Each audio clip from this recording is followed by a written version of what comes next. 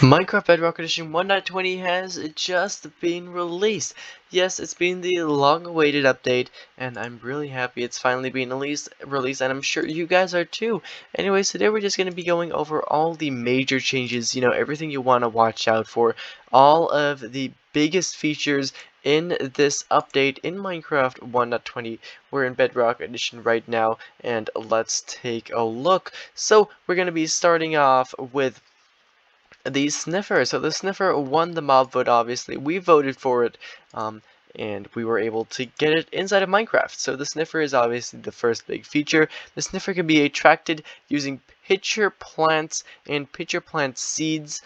Pitcher plants are new flowers, which can actually be grown on dirt and farmland with actual seeds as well. These seeds can be used to breed the sniffers and attract them as well to each other.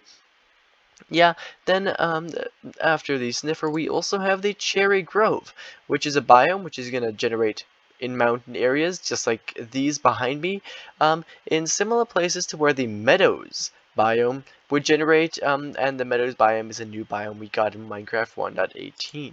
Basically, on high parts of mountains. Now, the cherry blossom biomes are really, really rare. And with the cherry blossom biome, we get a new flower called pink petals, which are basically a sort of a vine-like block, but then of tiny pink flowers, which you can, instead of place on the side of blocks, place on the just the bottom of blocks, kind of just a ground decoration, and also an entirely brand new pink wood set. Just, another color scheme of wood, in this case pink, as well as a pretty interesting sapling texture. It looks really cool and a lot different from the other saplings. Then after the cherry grove, we've obviously also got an archaeology, which is one of the main features and something we were actually promised for Minecraft 1.17.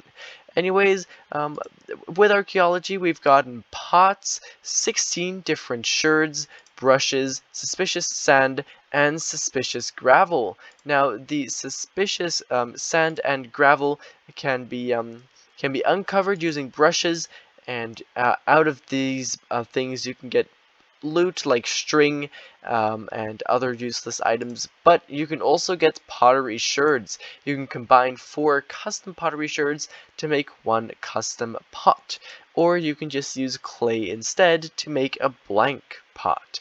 Yeah, and then with the archaeology, we've also gotten the new trail ruins structure, which is just a simple little structure which is going to generate in some parts of your world with some colored clay and stuff like that, which is going to look pretty cool, but nothing too exciting with that structure at least. Then we've also gotten armor trims, of course, and these were one of the biggest features. These were also announced quite early on still, and basically armor trims it adds a new function to the smithing table.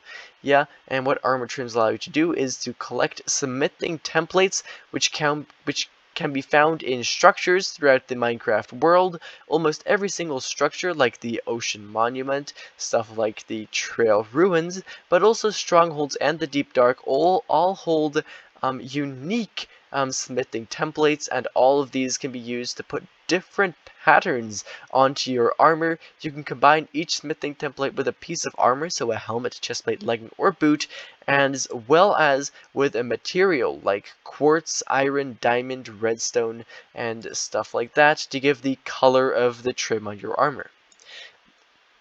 Now, slight connection to this, on Bedrock Edition, we've also gotten the ability to put banners on to shields, if that interests you. Obviously, we've already had that on Java for a really long time, right?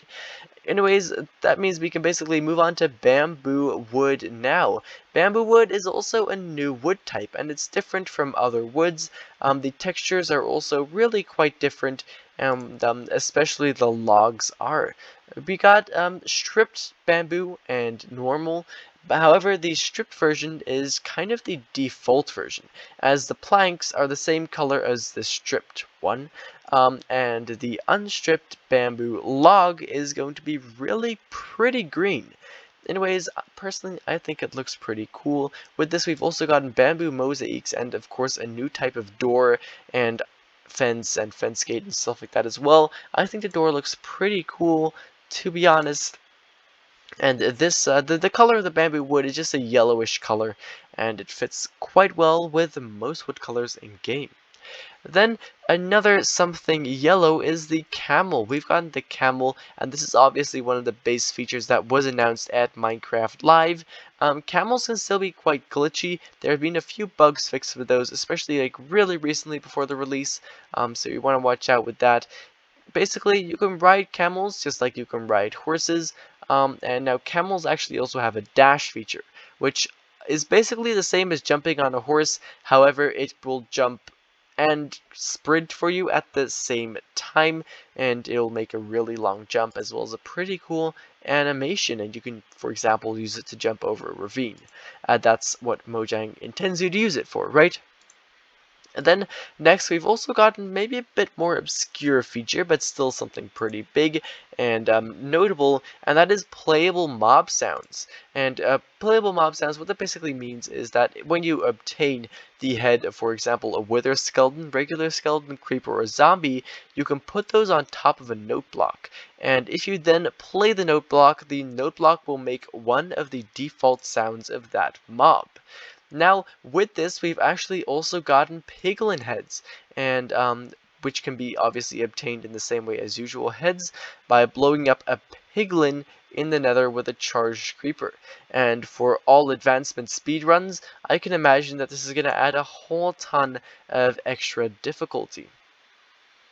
Anyways, the next thing that we have, of course, is hanging signs. And now not just hanging signs, but a bunch of cool updates to signs in general, which were all very welcome. So basically, for every single wood type, we've gotten a hanging sign, which is a sign you can hang from blocks. So you can basically put signs underneath blocks now, and they look like they'll be hanging from chains. Yeah, now with this, we've also gotten the ability to edit the actual text on signs, as well as to put text on both sides of signs as well, which is pretty cool.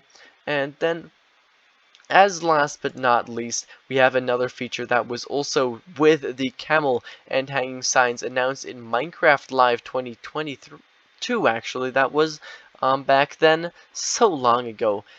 We have it's the chiseled bookshelves, and the chiseled bookshelves are basically the same as actual Minecraft bookshelves. However, they're empty, and you can use them as, for example, storage for enchanted books, but also books with quills, books to Rodin, and just regular books as well. They've got some pretty cool textures, and I imagine will make for some pretty nice decorational blocks. Not the best storage, as they don't really offer as much storage as a chest, however, and they do take up the same amount of space. However, still a pretty cool way to store your enchanted books. Anyways, those are basically all the major features in Minecraft 1.20. If I missed out on anything, please let me know down in the comments. And whilst you're down there, let me know your favorite feature of this update as well. Anyways, for right now, thank you ever so much for watching, and I hope to see you again in the next one. Bye-bye.